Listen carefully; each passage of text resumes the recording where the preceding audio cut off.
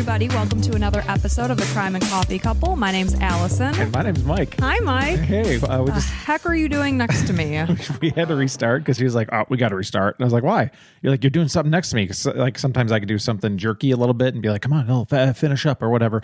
I was just waving at the camera. She didn't see it. So that's all it was, just waving. Hello, everybody on YouTube. You befuddled me. Yeah. Hey, while we're waving, why don't you go ahead and click that subscribe button? I believe it's down here. I don't know, like this way, is this direction? I don't know. Just down there somewhere. If you've been on YouTube, you found it. So go ahead and just click subscribe and you'll get updated on all of our stuff. So how you doing this week, bud? I'm doing pretty good. How are you? Yeah, good. Just brewed a hot cup of Java coffee, if you will, and we left for our son's Little League game, my son and I, because we go early and you come right when the game starts.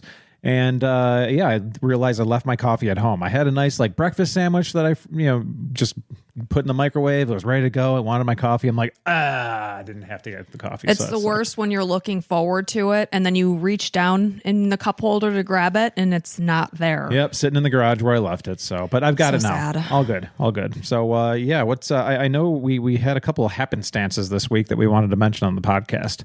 So one of them for sure was the high school thing. We were talking at dinner, our family, and I think our kids were like, I always go number 2 at home. I never go number 2 at school. And I was like, okay, well, that makes sense. I'm like, well, I actually got very comfortable with that at my high school. And what's even weirder is, I don't know about you listeners, but in my high school, in the boys' bathroom, we didn't have any doors. Not front doors, no side walls either. So, I mean, there was a wall, you're not looking at the person next to you. There's a wall about 3 feet high, maybe. Okay. You couldn't see their face. Oh, yeah.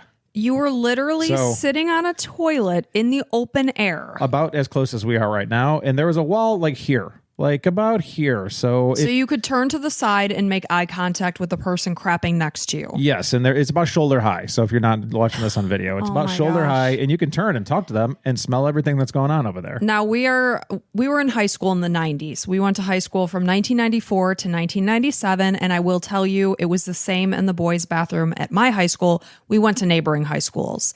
And my brother would come running home through the door because he refused to go number 2 in the bathroom at school. And thank goodness the girls' bathroom did have stall doors because that would be horrifically traumatizing. I mean, imagine changing a tampon. It's yeah. What? I mean, that's gross as it is. So I can only imagine people looking at you and watching. So, and obviously that's not the case now. Our son was like, oh yeah, of course we have stall doors. It's well, we didn't back in our day. Well, what was super cool about our situation, I ended up having 2 lunches senior year, which are an hour long each. And it was 2 hours of basically nothing. 2 hours of lunch. Yeah. It was awesome. What a waste. I was a football player. So the football coaches were like, yeah, just go take study hall or whatever. Ooh, aren't you cool, Johnny football player? I was cool, no longer. But it was cool because my friend and I, we both had 2-hour lunches, and we both, for the first hour we took and we made sure to eat. And then the second hour we go in the bathroom and just hang out and drop a doozy. And you pooped. Yeah, it was kind of fun. Everybody would walk in and be like, hey, guys. And they'd be like, hey, That's so awkward. Yeah. So I guess if you're a guy and you were a child of the 90s in high school, let us know if your high school had stall doors. Yeah, go ahead, leave a comment wherever you're listening. So interesting. And then the other thing we were going to talk about was for Mike's birthday. I know we mentioned you got the Ninja Creamy ice cream maker, and we've been making this low calorie, high protein ice cream. It's been delicious. I picked up mix-ins, and so I'm like, oh, Mike, the best ice cream I ever had is the one I never had to make. I always say that about everything. And so Mike goes, and I told him, I'm like, if you could just put 2 Oreo thins in and 1 brownie bite. So he makes it for me. Oh, I'm loving it. It's delicious. I'm eating it. And I finished. I was like, wow, that was good. So you put the 1 brownie bite in? And you're like, oh, no, I put 3. Yeah, it was a significant amount. I jam-packed that thing. It was probably more brownies than ice cream, so I should have known better, but I think I didn't want to. You didn't want to? You're just like, this is too good. I'm going to ask once I'm done. So I'm like, oh my gosh. So I just ate 600 calories of ice cream. Yeah. And I'm like, that can't be good. Good news, 40 grams of protein, but still quite a significant amount of calories. So needless to say, when I weighed myself today, I was 2 pounds up. She's plumping up a little bit. That's all right. Like a Thanksgiving turkey. She's getting ready for winter in November. Yeah. A little bit early. November? Well, winter in November. Oh, well, it's April. I know. It's early. That was the joke. What are you talking about? Yeah. Folks, help me out here. It's about Somebody had to 90 get that degrees joke. outside today. That's why it's funny, because it's not winter time, Allison. So yeah, that was a lot. Yeah. So we got some different things going on. But hey, we want to thank you for listening. If you're a new listener and you love what we're doing, we have other ways to get, besides our free weekly shows every Sunday. We also have a bonus episode, comes out every Wednesday around noonish Eastern time. And whether you're an Apple subscriber or a Patreon, you can go ahead for as little as $5 on Patreon. Go ahead and become a Patreon. And I know it's tax return season, so take a couple of bucks and throw them to Ma and Pa over here. I'm Pa. And I'm Ma. Yeah. So, and we certainly appreciate each and every one of you. So Thank you so much for being here. And on that note, are you ready to jump in? I am. All right. So this, I'm almost kind of embarrassed to say, I had never heard of this case, and those that are listening might be like, what rock have you been laying under? Because I am immersed in the true crime world. If I'm not researching and recording a podcast, I'm listening to a fellow podcast. So I've never heard of this case, and I'm sure Mike has not, because he is not a true crime listener. Yeah, I see a true crime, I shut off the TV. Yeah, and I'm the opposite. So this is a listener suggestion from Rachel. So thank you so much, Rachel. This is the Keddie Cabin murders, and it took place in 1981. We were only I was 2 years old at the time that it happened. The anniversary actually just passed for this. You said 81? Yes, Oh, 81. Wow. And so I don't know. Somehow I didn't hear about this. We grew up in Illinois. This happened in California. So I don't know if it was the distance or what, but regardless, it was my first time hearing about it. So please listen to the story, though, with care, because it does contain parts that are detailed information of the crime scene. I will warn you ahead of time when I'm going to be describing what the police found, but it is graphic. All fair in a true crime podcast. Yeah. So this is a case of a grisly quadruple murder that happened in April of 1981 at the Keddie Resort in the tiny Northern California town of Keddie, California. Many years before this horrific night, the resort was considered idyllic. It included a rustic hotel, a bar, and a restaurant. It was nestled in the woods along the Feather River. Hey, real quick, how do you spell Keddie? Keddie. It drives me nuts if I don't know how to spell it. So, well, and then that way you could picture it too. Yeah. So again, it's nestled in the woods along the Feather River, and it was founded in 1910 as a getaway where 33 cabins were available for rental, and vacationers would fish for trout in the rivers or walk along the beautiful trails. Sounds beautiful. Out in California, nice family vacation. Yeah, so in its heyday, the Keddie Lodge Restaurant was packed with patrons who were dining on barbecued bear ribs and sherry-basted racoon steaks. Seriously? That's what it said. Wow. So I don't know about you, Mike, but I have personally never dined on racoon. You know, what I say is, why don't we have more racoon available? It's probably because racoon doesn't taste very good. I would imagine it's pretty dang gamey. And yeah. I'm not a big meat eater, but I don't even eat deer or anything like that. So when people say the word gamey, I know I'm out. You're like, I'm like, peace. Yeah. So the area was once a busy railroad terminal in the Sierra Nevada mountains, but after the railway closed down, Keddie lost much of its population. So despite the fact that the town attempted to reinvent itself by becoming a camping and hiking resort area, by 1981, when this case took place, it really had turned into just a series of cabins and low-income rental housing. Within a year of this tragic case, the resort sat empty, and the owners put it up for sale in 1984 for $1.8 million, but there were no interested buyers. So basically what I'm saying is it was already kind of going downhill in 1981. This tragic case just pushed it over the edge, and it became desolate after that. Over the next decade, the once tranquil vacation spot slowly rotted away, and by 1995, 25 buildings were sealed off, including the main lodge that housed the hotel, as well as the 24-hour coffee shop. Nothing was ever the same after the morning of April 12th, 1981, when 14-year-old Sheila Sharp came back to her home at Cabin 28 at the Keddie Resorts. She had been spending the night at her next-door neighbor's house in Cabin 27. It literally sat nestled almost like against their cabin. It was like 15 feet away. When she entered their modest 4-room cabin, it instantly became one of the most disturbing scenes in modern American crime history, which has been known as the Keddie Cabin Murders. And again, somehow I never had heard of this. So that Sunday morning, as Sheila stepped through her unlocked front door of cabin 28, it was right around 7:45 to 8 a.m. She was staying over, like I said, at her neighbor's house in cabin 27, and she was basically coming over to grab a change of clothes because the Seabolt family where she was staying, they were going to church, and they asked Sheila if she wanted to come. So she was just innocently hopping over, and she found a bloodied horror scene. She immediately noticed her older brother, John, lying face up, covered in blood on the living room floor. The battered bodies of her mother, who is Glenna Sue Sharp. When I say Sue, her name is Glenna, but she goes by Sue, as well as her brother's friend, Dana. This is a male, Dana, were all on the living room floor.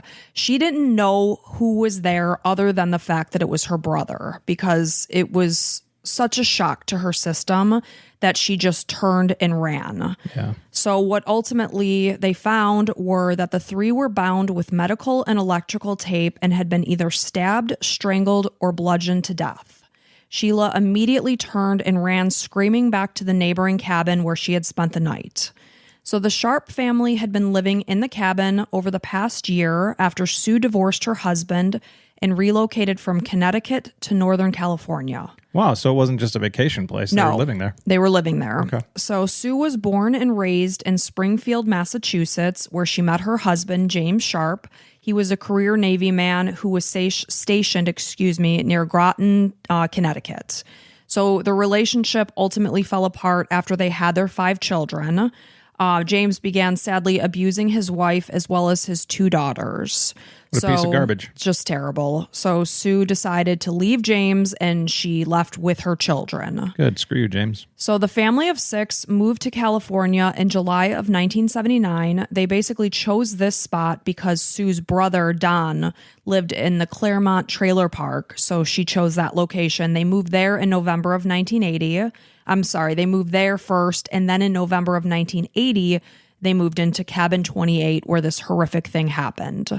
So this was at the Keddie Resort. So the Sharp family included 36-year-old Sue, 15-year-old John, who was also known as Johnny, 14-year-old Sheila, 12-year-old Tina, 10-year-old Rick, and 5-year-old Greg. The family appreciated their new home as it was far larger than the trailer where they had previously lived. Because obviously a family of 6, that's a lot. Yeah. And the cabin itself, when they moved in, it was already pretty run down, but they were still so appreciative to have more space, to get comfortable. So there were 2 bedrooms in the main house, and the 2 younger boys, Rick and Greg, shared 1 bedroom, and then Sue and her 2 daughters, Sheila and Tina, shared the other one. So Johnny, who was 15, he moved into the room in the basement that could only be accessed. I always say that wrong. Accessed. I don't know what is wrong with me. Lots of things. That's okay. That's one of them. So his room was downstairs, and the only way to get to it was to go outside. So you'd go out onto the back porch, walk down the stairs outside, and then go into his room. So they oftentimes, and of course this is 1981, people were often not locking their doors at this time anyway. But the fact that he didn't have a bathroom down there and could only have to come back up and back in the house to use the bathroom, they always had the doors unlocked. So, here they are in this new area, but they were settling in the Keddie Resort. They were making friends with their neighbors and, getting comfortable and settled. So on Saturday, April 11th, 1981, this is the day before Sheila's life changed forever. She, her mom, and Greg had been visiting their friends. They were at the Meeks family home. They left there at around 11:30 in the morning to pick Rick up. He was at baseball tryouts in nearby Quincy. This is the neighboring town. So along the way, they happened upon John and his friend Dana Wingate. Again, Dana is a male. So they were hitchhiking from Quincy back to Keddie. And again, early 1980s, people are hitchhiking. And, we just shared a story recently on Instagram and TikTok where there was hitchhiking involved too. And people were like, wow, I can't believe there's people openly hitchhiked. Yep. And that was just part of life. That's how people got around. So, obviously they were hitchhiking, but they're passing them. So they picked them up and drove them the 6 miles back into town. And then 2 hours later at about 3:30, John and Dana hitchhiked back to Quincy so that they could visit friends. And they were seen in the downtown area right around this time. So later that evening, Sheila headed over to cabin 27, which sat adjacent to their own home. And like I said, I saw photos of the location. This cabin was super, super close to theirs. So she was having a sleepover with the Seabolt family, and this family included James Sr., his wife Zanita, and then their children, who is Alyssa, Paula, and James Jr. So when Sheila left her home shortly after 8 p.m. to head over to the Seabolt cabin, her 12-year-old sister Tina was already there. She was hanging out and just watching TV. At 9:30 p.m., Tina headed back home where her mom, her 2 younger brothers, and one of the neighbor boys, Justin Eason, were. So when Sheila came across the gruesome scene the next morning upon returning home, she ran immediately back to the Seabolt's house. Now, there's conflicting information on who went back to the cabin. A few articles said that it was the Seabolt's father. Some said it was the older brother. But regardless, they went over there and found Sheila's 2 younger brothers, Rick and Greg, along with their friend, the 12-year-old neighbor, who is Justin. They were in the front bedroom of the cabin. They were completely unharmed. They apparently had slept through the entire massacre that had literally taken place only a handful of feet from their bedroom. I saw the layout of the cabin on paper. It is literally immediately off the living room. Wow. So how they managed to sleep through, I don't know, but I will give you more information on that. So at 8:05 a.m., the sheriff's dispatch received a phone call from the co-owner of the Keddie Resort, Jane Albin, who reported the possibility of a homicide in cabin 28 after someone from the Seabolt family ran to the lodge to report the crime since the Seabolts did not have a phone in their cabin. When this was happening, either the father or the older brother of the Seabolt family went over to cabin 28 and helped the 3 unharmed boys crawl out of the bedroom window so that they did not have to pass through the living room and see this horrific bloody massacre. Oh, that's nice. Jamie later admitted to briefly entering the home through the back door in order to see if he could save anyone else that might be alive, and then police later said that this could have possibly contaminated the crime scene. So there was initially confusion about who the victims were inside. Initially, there was a belief that it was Sue and 2 of her children. Sue's brother Don arrived after Sheila had called her uncle. He was there to identify the bodies after they were removed from the home. He said it was Sue and then her son John, and then a third person that he did not recognize. This was John's friend Dana. So Deputy Hank Clement was the first to arrive at the scene. He found the 3 bodies lying on the green carpeted living room immediately upon opening the door. It's like what you first see.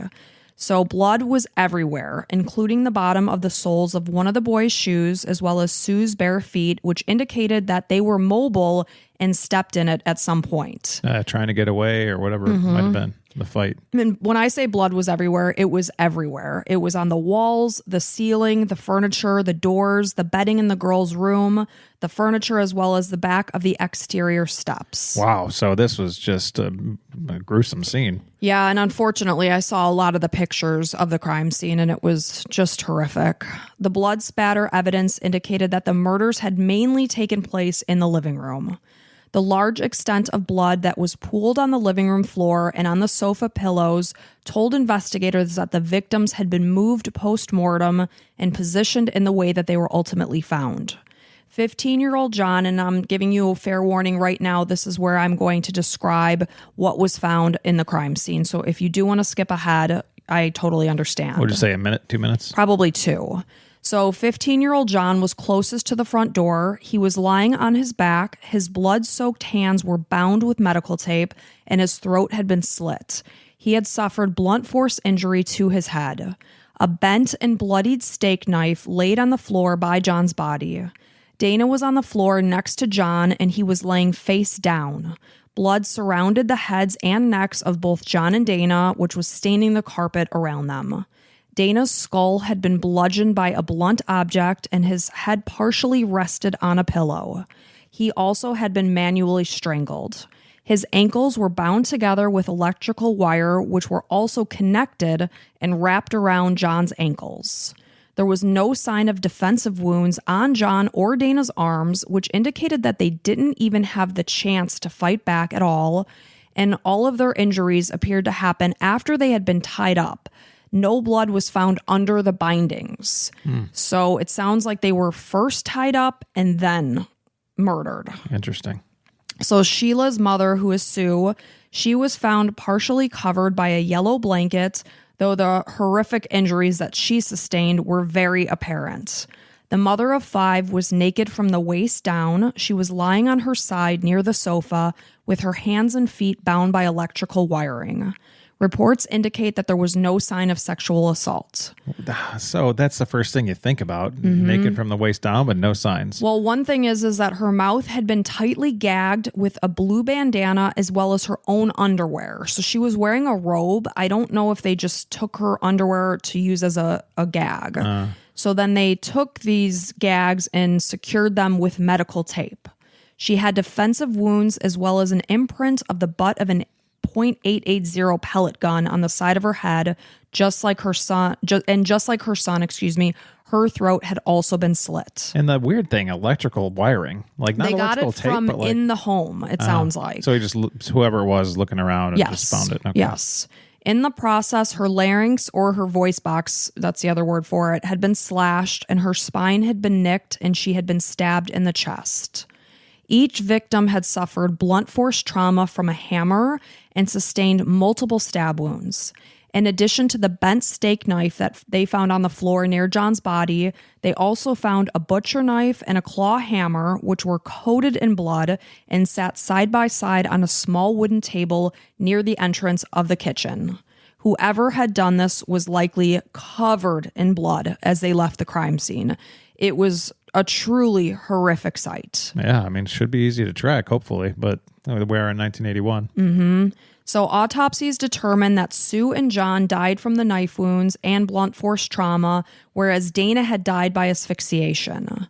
Police were so busy combing through the bloodied crime scene that it took them several hours until they realized that a 4th victim was not there. 12-year-old Tina was not in the home. So how do they know she's a victim? Because she's gone. So whoever did this likely abducted her was their first belief. Okay. So because she was underage, this prompted the FBI to arrive on scene. Awesome. Well, good that you got bigger fish in the ball game here. So word of the horrific murders quickly spread through not only Keddie, but also neighboring Quincy. Residents quickly became suspicious of each other and began locking their doors at night, which again was something that they really had never done before. You don't know who it is. It's probably somebody that lives there. You would assume so. A lot of finger pointing and just like, I don't know who it is, but nobody wants to talk to each other just in case they get bludgeoned. And again, Keddie is a very small town. It's one road leads to it, one road leads away. Odds are everybody knows the killer. Yes. Whoever that may be. So, people were very scared and they felt little reassurance from the sheriff's office that they were doing everything possible to catch the killers. Why? I'll tell you all about it. I'm sure. So Sheriff Doug Thomas and his deputy, Lieutenant Don Stoy, were initially unable to figure out a motive for the murders. It appeared that they were just a random horrific act. So during the interview with the Sacramento Bee, Lieutenant Stoy made the comment that a murder without a motive is normally the toughest to solve. He said, if you don't have a why to start with, it's difficult to determine the who. So Sue was remembered as a private person who kept to herself. She tried to get by like so many other people. She was a very petite woman, and those that knew her liked her very much. In the 18 months since Sue had relocated to California, she had dated maybe 3 men.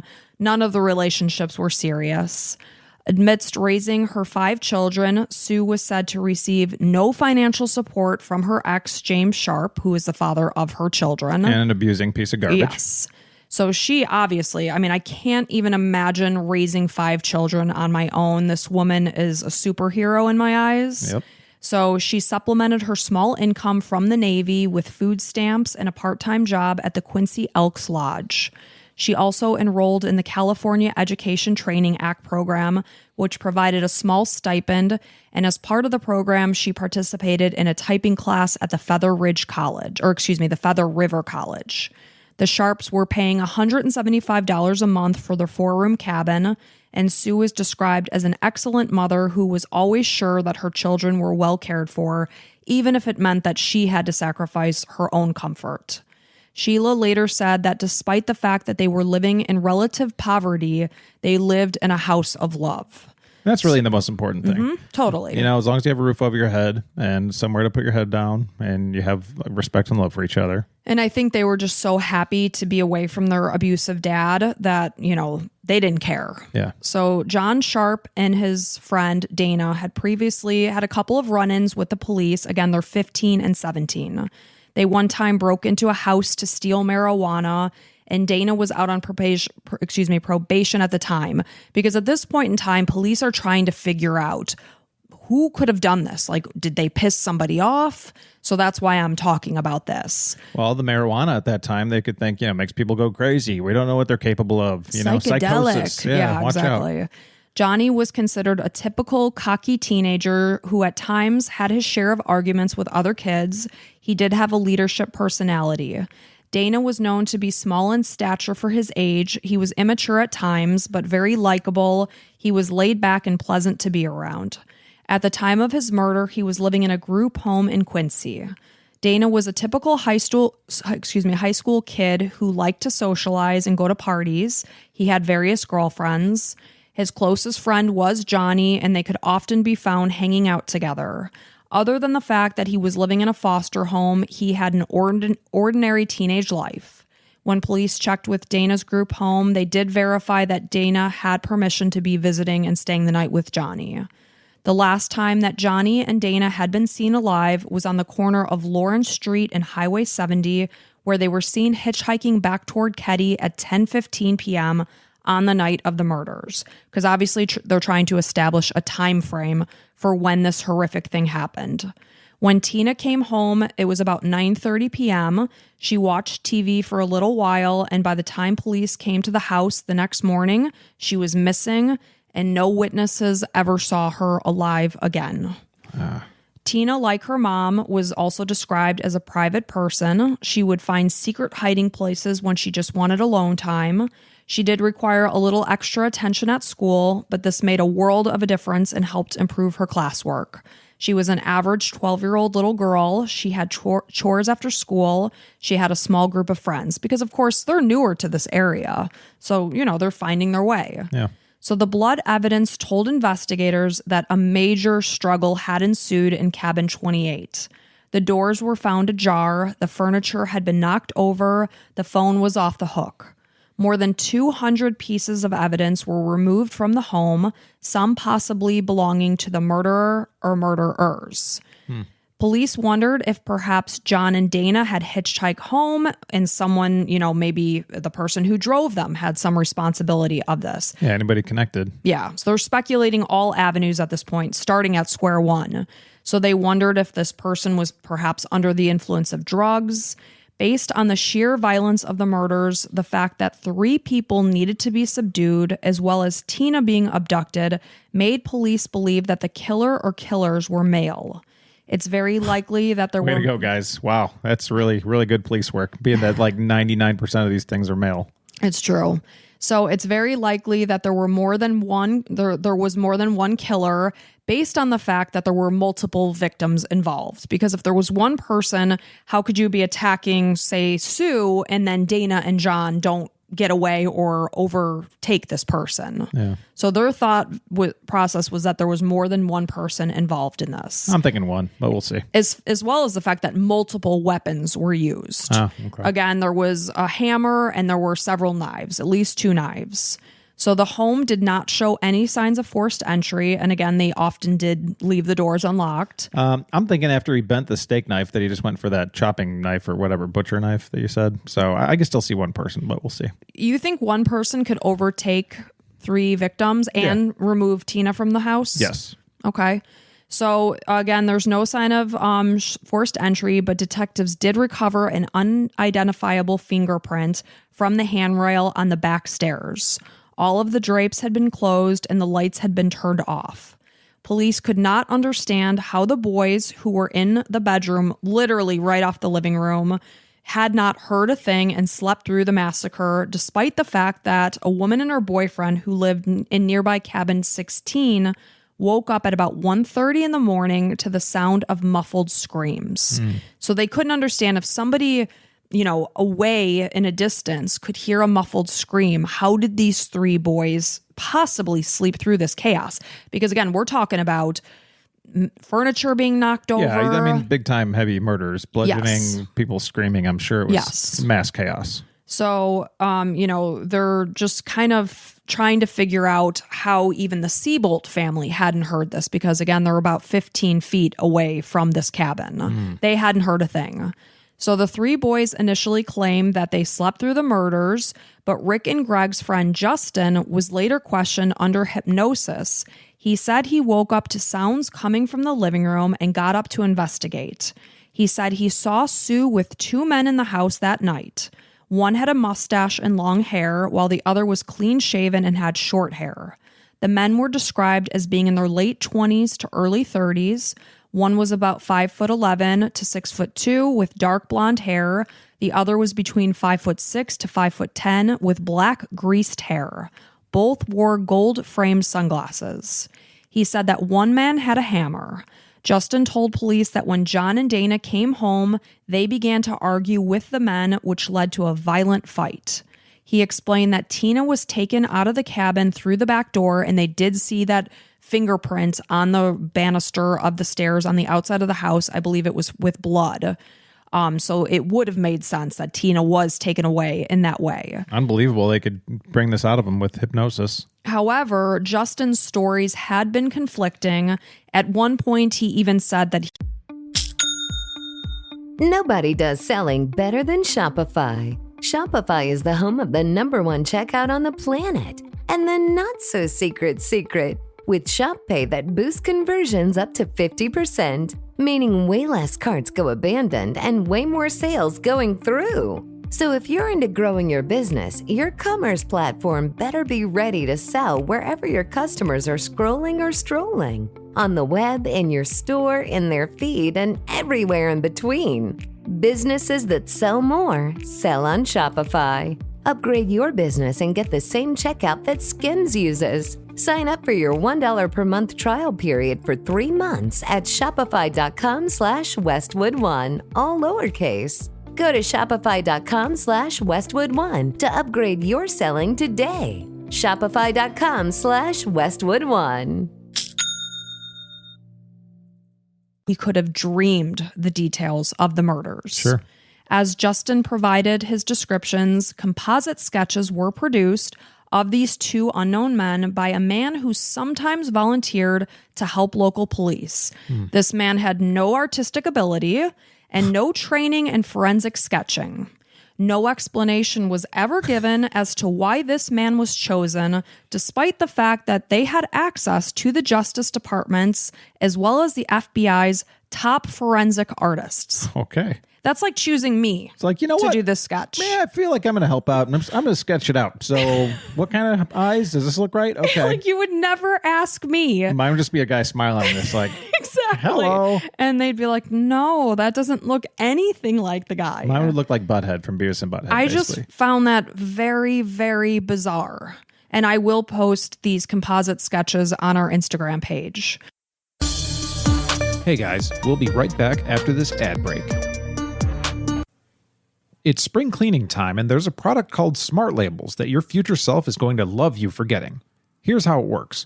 You buy the Smart Labels QR code labels on Amazon and stick them on your storage bins. Download the Smart Labels app, scan the QR code, and catalog all the stuff going into the bin with a name, description, and picture. Then, months down the road, when you're looking for that thing you know you stored somewhere, you can just search in the app and it will tell you where you put it.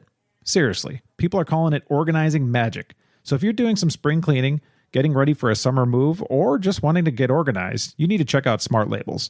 Just do a search on Amazon for Smart Labels, one word, and get started with your Smart Labels pack today. So during his hypnosis, Justin also described the evening and said that Sheila and Tina had been at the Seabolt's house. Tina came back at about 7:30 p.m. She washed some dishes, And then she went back to their house and then ultimately came back to cabin 28 for the night at about 9:30 p.m. She did watch a little TV and then ultimately went to bed. Justin, Ricky, and Sue were watching TV. They were watching The Love Boat on TV, and then they went to bed at around 10 p.m. During another session, Justin spoke of Tina and said that she went into the living room after she heard noises. She was carrying a blanket. A man grabbed her and carried her down the back stairs. The man came back. He removed a hunting knife that had been stuck into one of the walls, and there were knife marks in the walls. And then he picked up Tina's blanket and left again. So this is what Justin is saying under hypnosis. Wow. I mean, yeah, it could all be garbage. So who knows? Despite the evidence that police recovered from the home, DNA testing was not yet available, so very little information of use was found. Collection and processing at crime scenes didn't even begin until 1984, which was about 4 years later. So, that's obviously a big setback. Sheriff Thomas called the Sacramento Department of Justice, which then sent in 2 special agents from their organized crime unit instead of a homicide unit. And this struck many people as very strange. Yeah, like he called the wrong number or something, and then they showed up. He's like, oh, yeah, so anyways, here it is. As well as this guy who's sketching on his notebook who has no artistic skills. We have local man who sometimes helps police. He's our expert sketch person. So his name's Bill or whatever the hell his name was. Exactly. It's okay. What kind of training do you have, Bill? I just hang around the police department mostly. And I pour coffee. I make coffee. Yeah. I grind the beans for the coffee. Okay, so where'd you go to art school? Oh, no, I didn't. Surely you're an officer? Nope, I just do stuff. Yeah, so very strange choices thus far. So 2 immediate suspects were Martin or Marty Smart and his house guest John Bobiday, which I think is such a fun name to say. Marty just so happened to be Justin Eason's stepfather. Justin is the boy that was spending the night with Rick and Greg that was literally sleeping right off the living room. He is the one that was put under hypnosis and provided this information that Bob the sketch artist did. So he was in his early 30s at the time, Marty. Bo, who is his house guest, who just also happens to be an ex-convict who was known to have connections to organized crime in the area, was in his 50s. Maybe that's why organized crime is called. Yeah, perhaps. So Justin, who again had spent the night at the Sharp home, had been living in Keddie since November of 1980 after he moved from Montana, where he was living with his dad, in order to live with his mom, Marilyn, and his stepdad, Marty. The family lived a short distance from cabin 28. They lived in cabin 26, which also included his brother. Marty was brought to Keddie to work as a new cook in the restaurant at the local hotel. However, I did read that he had just lost his job before the murders happened. Bo started living in cabin 26 maybe 10 days before the murders. He had been sleeping on the couch in the cabin 26 living room. As Marty's special friend. As his friend. This is Daddy's friend. He's going to be staying with us. And he's just out of jail, so everything's safe. Everything's good. So on the Saturday night of the murders, Marilyn, Marty, and Bo were at the Keddie Backdoor Bar. On their way to the bar, they were said to have stopped by cabin 28. They asked Sue if she wanted to join them, but she declined.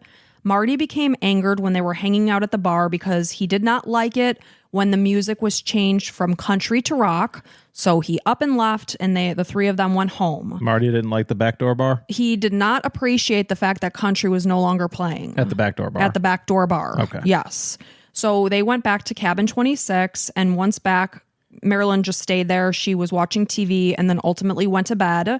Marty picked up the phone. He called the bartender, complained about the music, and then Marty and Bo left shortly after to return to the bar for one last drink, where they stayed until about closing time, which would have been about 2 a.m. Witnesses said that Marty and Bo were dressed very strangely. Now, we're talking about a tiny, tiny mountain town in the woods of California called the Backdoor Bar. Backdoor Bar. Yep. Mike, stop saying that. I have to say it. I have to. Like, I can't sit here and not talk about the backdoor bar. Do you want to know how with Marty and Bo? You want to know how, what's the word, like dense I am? You didn't pick up on it? I did not pick up on that at first. Okay. When you kept saying the back let me put door it together. bar. Marty and his special friend Bo, who were dressed extravagantly, apparently you're about to tell me, were at the back door bar for one last drink. So there's a lot of things going on here, but go ahead. I'm very naive and innocent, I guess. Yep. So they were dressed very strangely. And all I want to say is this is a lot, like this is a very laid back establishment. People are probably drinking, beer out of bottles and doing shots of, I don't know, whiskey. Yeah. So they come back at some point. With champagne? People said they saw them around 10 p.m. and they were wearing 3-piece suits and sunglasses. Oh, trying to be like mobsters. Who knows, but some speculated that maybe they dressed in such a way to really, really establish an alibi by drawing attention to themselves.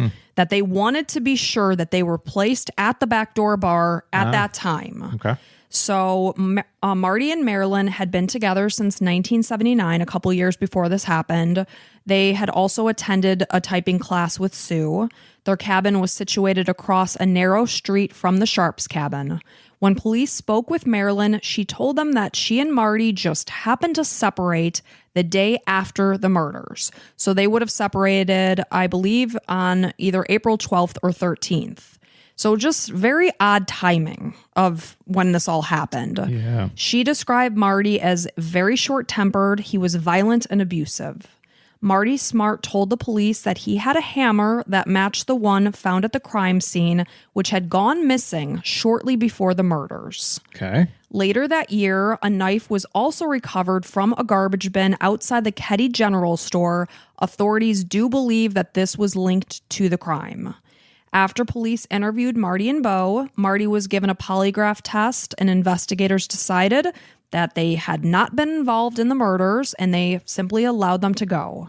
When police spoke with Marilyn at a later time, she added that Marty hated John Sharp, the 15-year-old. They didn't say why. What adult man in his 30s hates a 15-year-old? I mean, 15-year-olds can be annoying, but if you're spending your time on hating a teenager, you got, probably bigger fish to fry, I would think. I would say so. Yeah. We had teenagers across the pond from where we live, and at one point in time, they put garbage bags down and were slip and sliding into the pond, which is like not a pond you swim in. No, anything in Florida has amoebas that are brain eating, so it's like you don't want to do that. Yeah. So obviously I rolled my eyes and I'm like, jackass teenagers.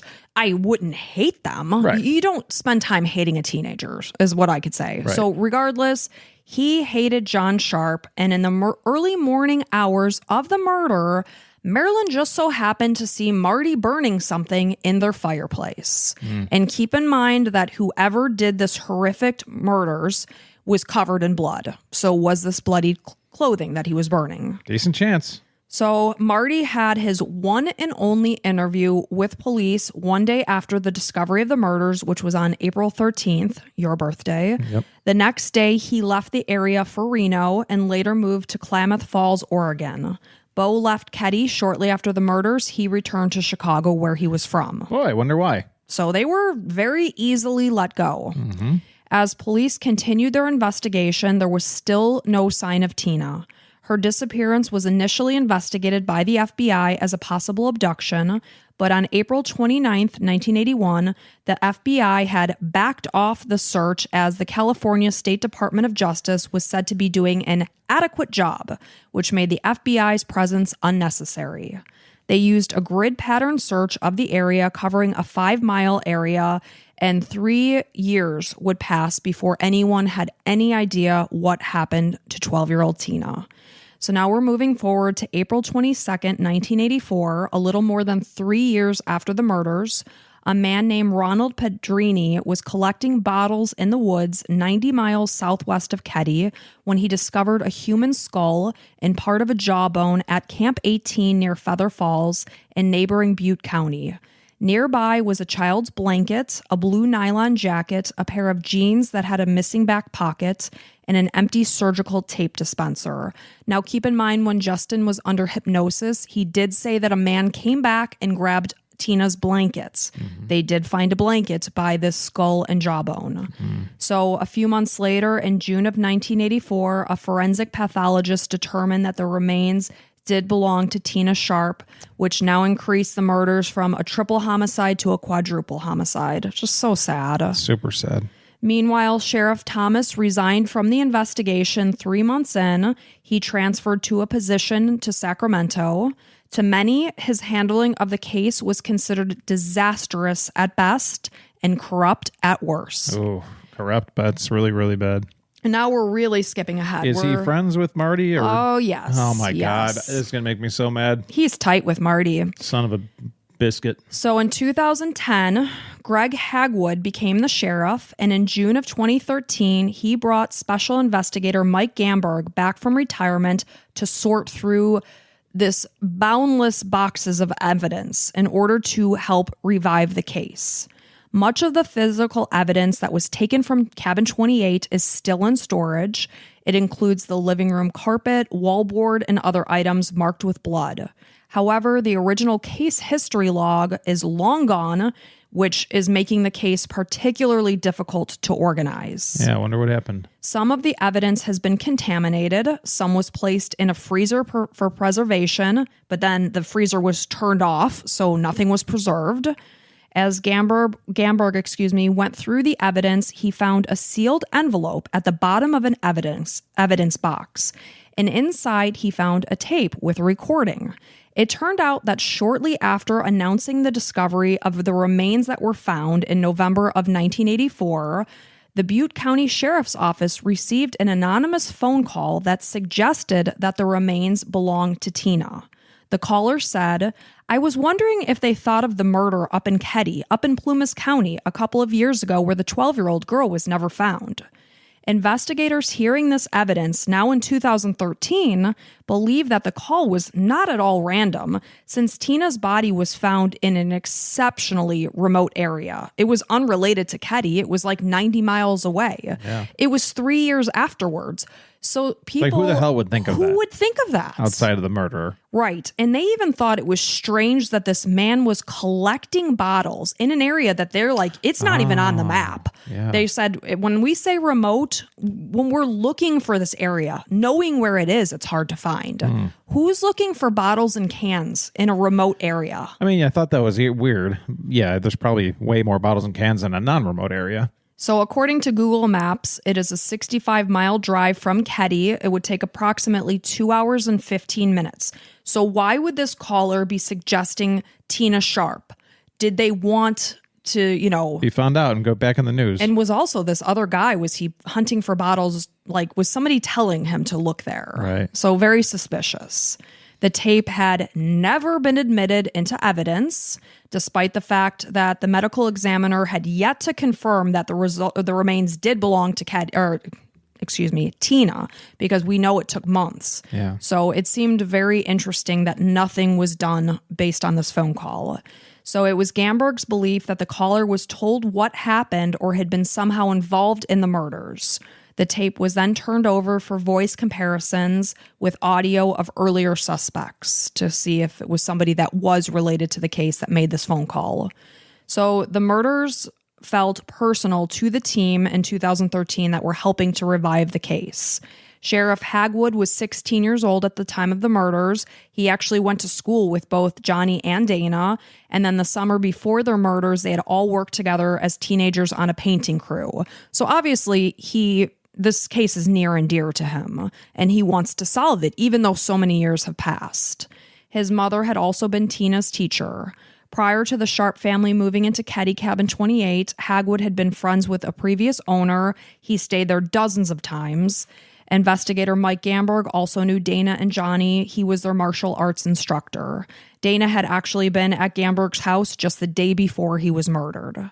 In 2016, 35 years after the murders, a man had been in the area for a wedding. He was using a metal detector to help a woman who said she had lost a ring.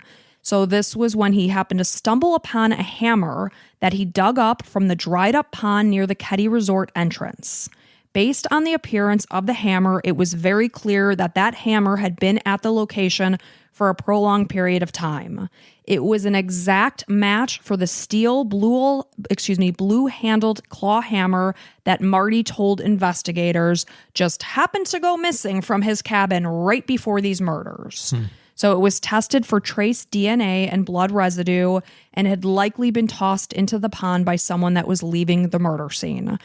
The results of this DNA has yet to be reported as to what came back on this just yet. Oh, that sucks. In 2016, Sheila spoke with CBS Sacramento. She said that she was told that the suspects were instructed to get out of town, which made her believe that there had absolutely been a cover-up.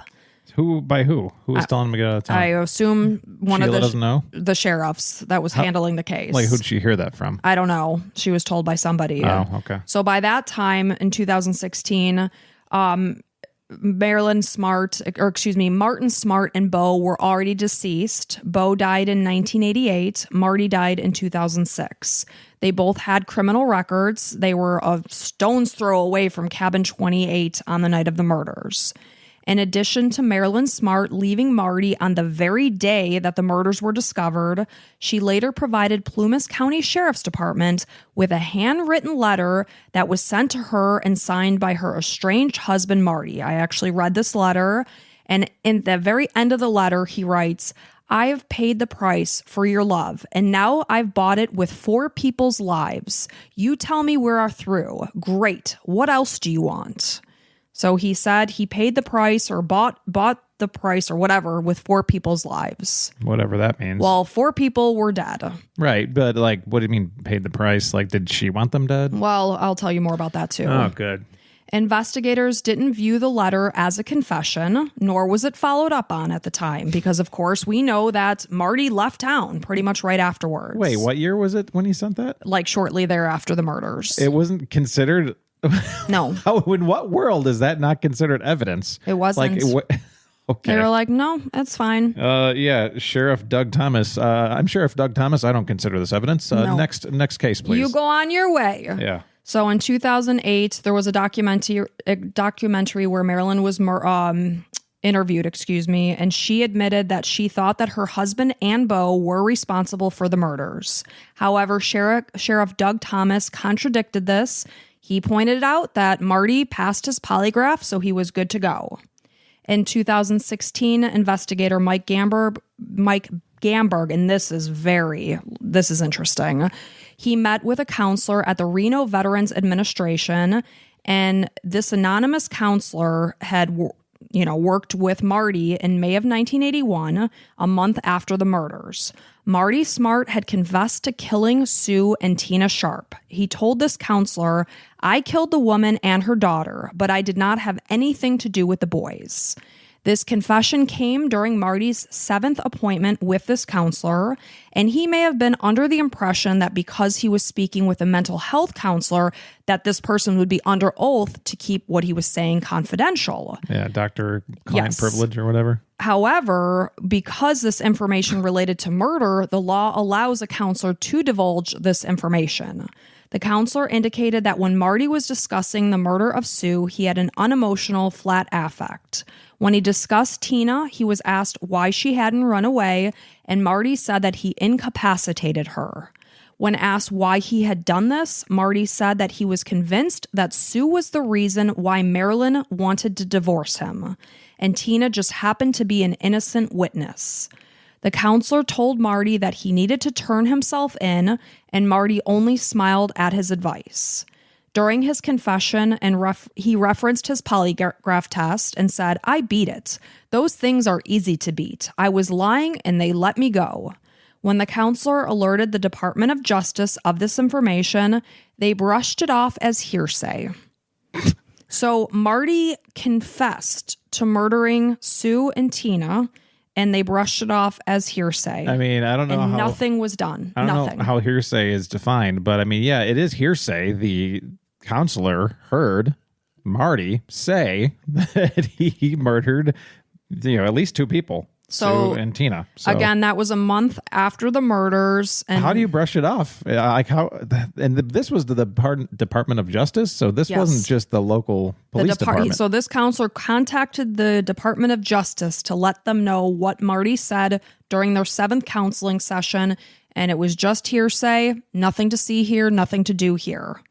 So in 2018, investigators were able to analyze DNA from a strip of white medical tape that had been found on the floor near Sue's body.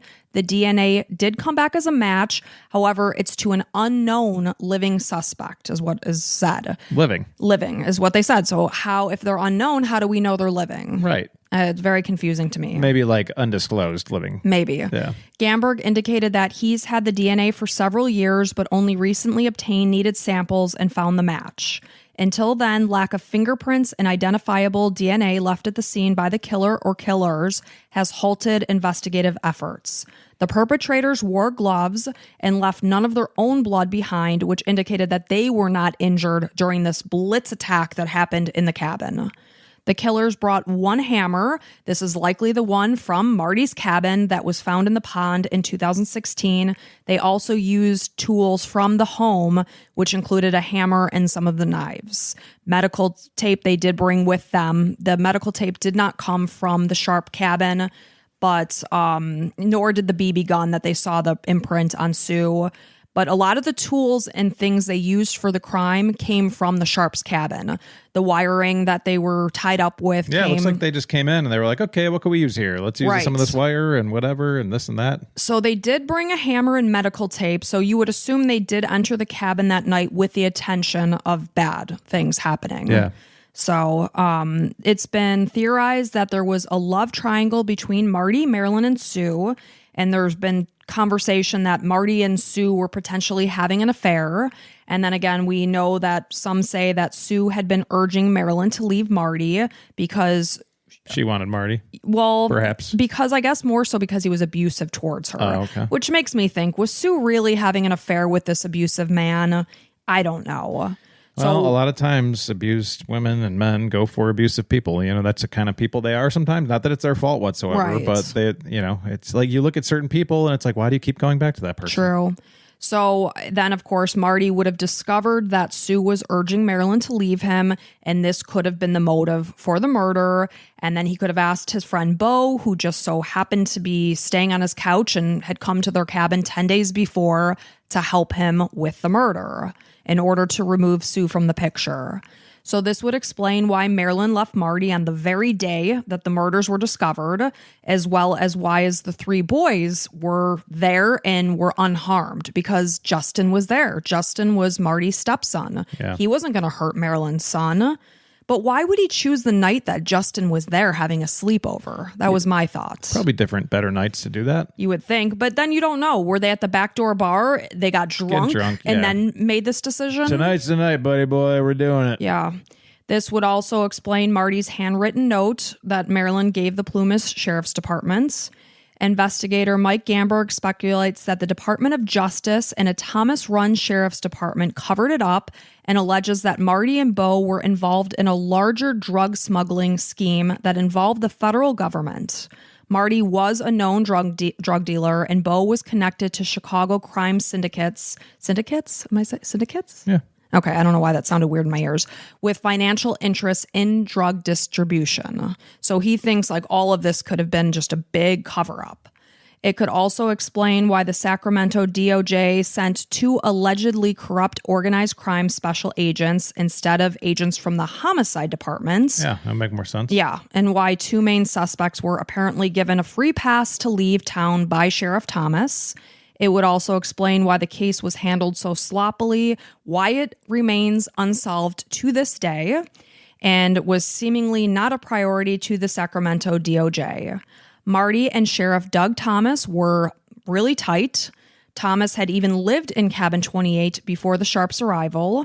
Marty had even allegedly stayed with Thomas in cabin 28 when he and Marilyn were having marital issues. Marty would oftentimes go out on patrol with Thomas. While he was out working, they would just hang out in the patrol car together. Did they ever go to the backdoor bar together? I do not know that. I think maybe they made their own backdoor bar. They could have. I don't know.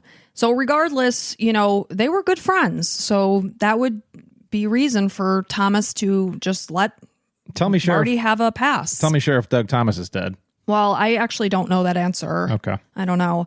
So the theory is that after Marty and Bo left the bar that Saturday night, they changed out of their 3-piece suits and into jeans and denim jackets. They likely walked from cabin 26 to cabin 28 by Keddie Resort Road before entering the home and killing their 4 victims. While under hypnosis, Justin said that he saw 2 men wearing jeans and jean jackets. That's where they changed. After they subdued Sue, perhaps they then went back to the bar in their suits, which would have given them an alibi. Gamberg believes that they never did change. He thinks that Justin was wrong on saying that he saw 2 men wearing denim. So he thinks they were never actually wearing the denim. When Dana and John arrived, the murderers were probably already with Sue. Sue was likely the last victim alive. They think that she was forced to witness the murder happening around her, which included 2 of her children. Tina's body would have been driven away, and the one road that does lead to Keddie, this is exceptionally dark at night. It could have been very easy to do so. A neighbor reported hearing this muffled scream. It was about 1:30 in the morning. This could have come from Tina when she was killed. Gamberg believes that she was then likely stashed into a nearby car and later driven away. No roadblocks were ever established, despite the fact that it was one single road that the killer would have taken in and out of Keddie. But again, they didn't even notice that Tina was missing for hours until after she was, they were assessing the crime scene. So they never established a roadblock. They never searched any vehicles. Others believe that Tina was murdered inside the house because there was blood evidence in the room that she shared with her mom towards the back of the cabin. So, this is all guess. Blood spatter was discovered in this room, including on both of the beds. When Marilyn saw Marty burning unknown items in the wood stove at about 2 a.m., it's believed that he was burning the bloody clothing that they wore that night. There is a slight time discrepancy, as Marty told investigators that he left the bar before 2 a.m., and an unnamed person who gave John and Dana a ride that night said that they were dropped off at cabin 28 between 10 and 11 p.m. So they actually found the person that John and Dana hitchhiked back with. It was a female. She was questioned. She said that the boys went to the front door rather than around the back to go to John's bedroom. The driver said that there was no outside light on the cabin, but they could see light coming from inside the cabin. She just left and drove off. It's believed that Dana and John went through the front door and then back down the back steps to John's bedroom, and then they heard a noise. They likely ran up the back stairs to investigate, but this, again, is only theory.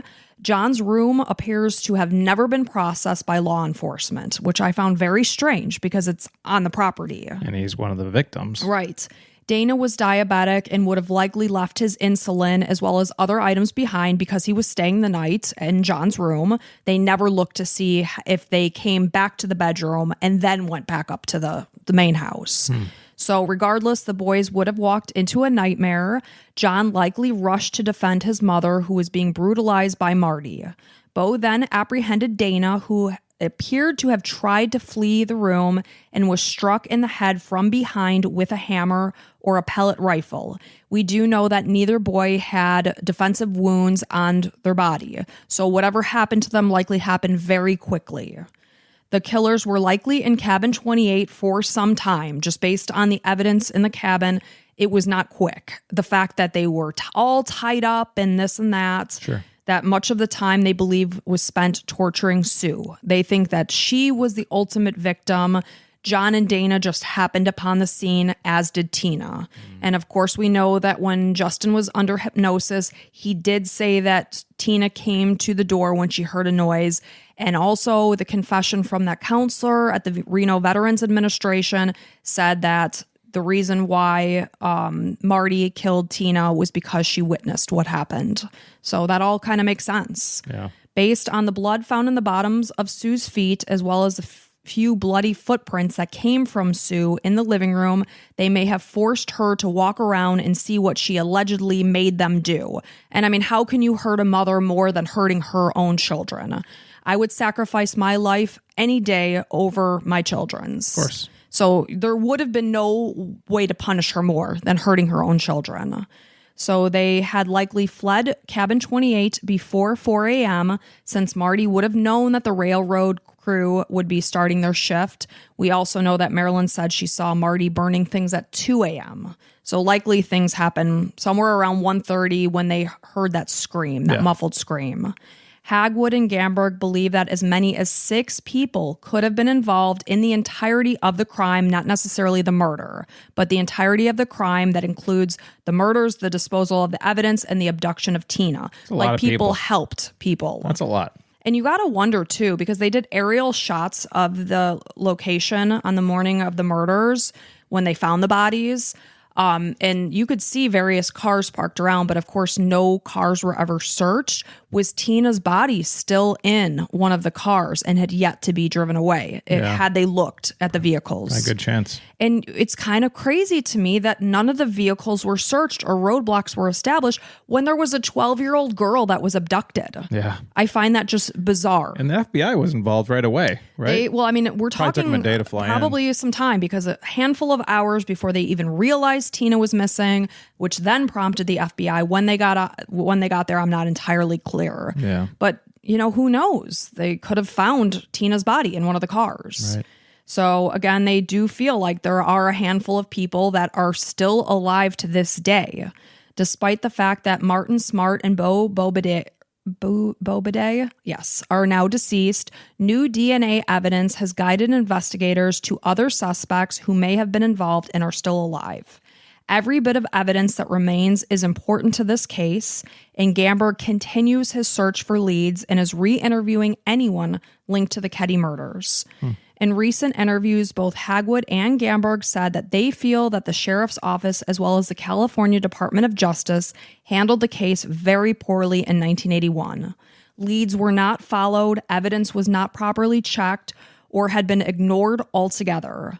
Some individuals that had the capability of handling the crime scene and the case were not allowed to do their jobs in 1981. They were wanting to put certain people on the case. Like, I think Mike Gamberg was not allowed to be on the case. He was working at that point. He's too good of a cop. Yeah. So new evidence that Hagwood and Gamberg have come across, have given them solid leads. They are not willing to divulge the specifics on whom they are watching, but they are watching certain people. Interesting. They believe that there are local people who know more than what they have said. Again, this is a very small town, and with small towns come secrets being buried with them.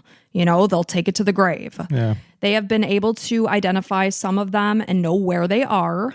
According to Hagwood, there is not an expiration date on homicides, and to the extent that we have surviving siblings and family members, it is our fundamental obligation to them to understand who did this and why, no matter how much time has passed.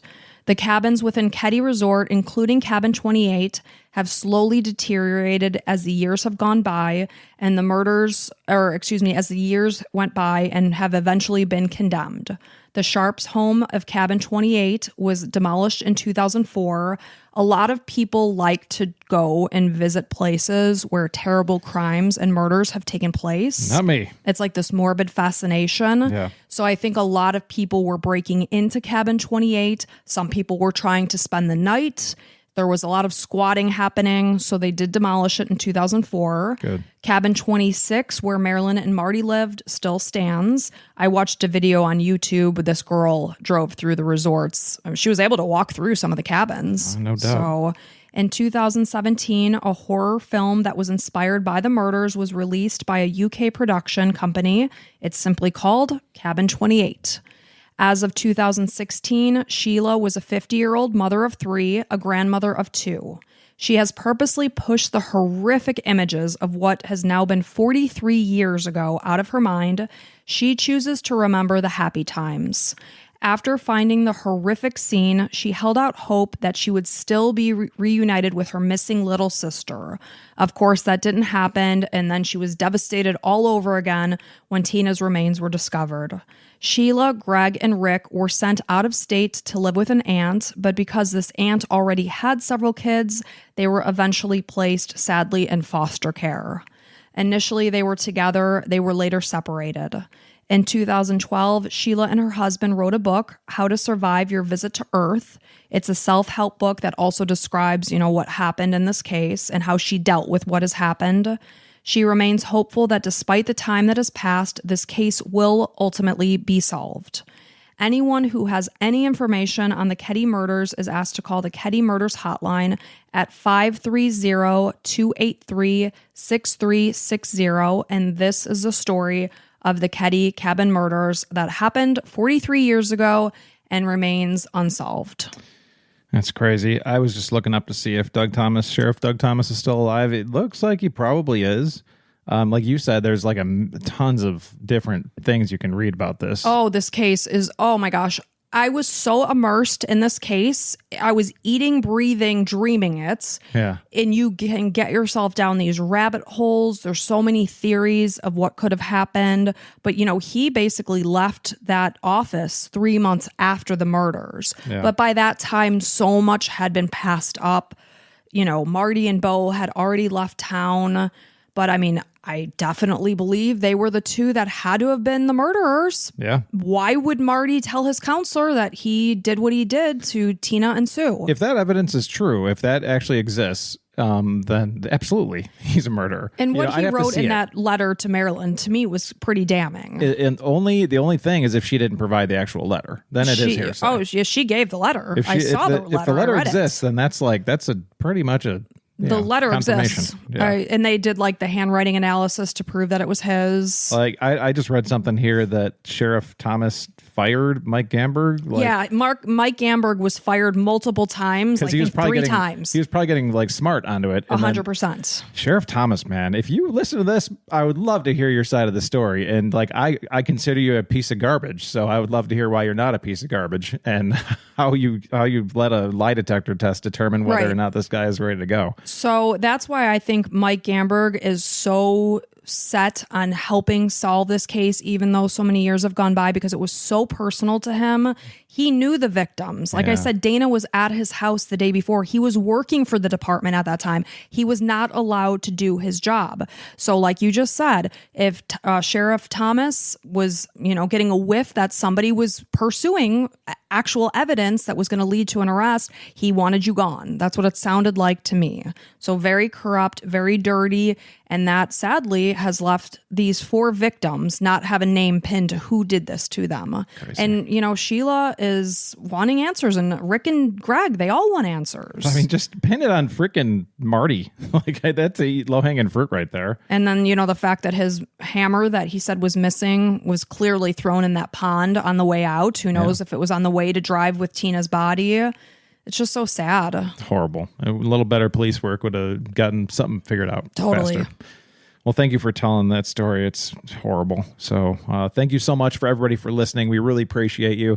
If you appreciate what we do, we'd appreciate it if you could head on over to Patreon or Apple subscriptions. And like I said, throw us a couple shekels. Maybe you subscribe for a month or two. See how it is. You get a bonus episode every week if you're an Apple, and Patreon, you get to choose every other week or not. So come on over. We want to say welcome to the latest members of the Crime and Coffee Couple Club, to Kendra and Shannon. Thank you so much. We really appreciate you. Welcome to the club. And hey, everybody, tell your friends, family members, coworkers about the Crime and Coffee Couple. Absolutely. And again, go subscribe to us on YouTube. If you listen to this whole thing, definitely subscribe. I think it's right down there. So. And we do have probably upwards of 60 bonus episodes available. So if you want to become a patron or Apple subscriber, you can binge and listen to a bunch. Go get it. Absolutely. And I used to tell more stories in the beginning. We had a couple people ask if I'll be telling more stories. Allison would love that. Maybe I will. Who knows? Yeah, just here and there, throw a curveball. Yeah. get else? a new set of words coming out of their mouths, because Lord knows I have a hard time talking sometimes. Yeah, you say it all the time. It's easy for you to say. Easy for me to say. Well, we appreciate you guys so much for being here. Thank you. And until next time, bye.